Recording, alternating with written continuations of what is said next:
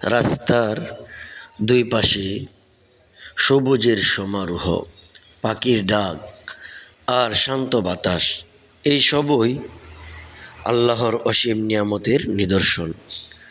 যে হৃদয় প্রকৃতির মাঝে আল্লাহকে স্মরণ করে তার মন কখনো শূন্য থাকে না।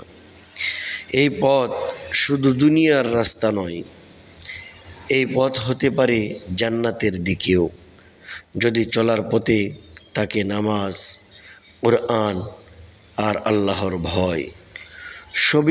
সবুজ প্রকৃতি আমাদের শেখায় নরম হতে, উপকার করতে এবং সৃষ্টিকর্তার প্রশংসা করতে। কারণ প্রতিটি গাছ, প্রতিটি পাখি, প্রতিটি বাতাস আল্লাহর তাসবিহ পাঠ করছে। পৃথিবীর সৌন্দর্য দেখে মুগ্ধ হও, কিন্তু সৃষ্টিকর্তাকে ভুলে যেও না। রাস্তা যত সুন্দরই হোক, শেষ গন্তব্য যেন হয় জান্নাতের পথে।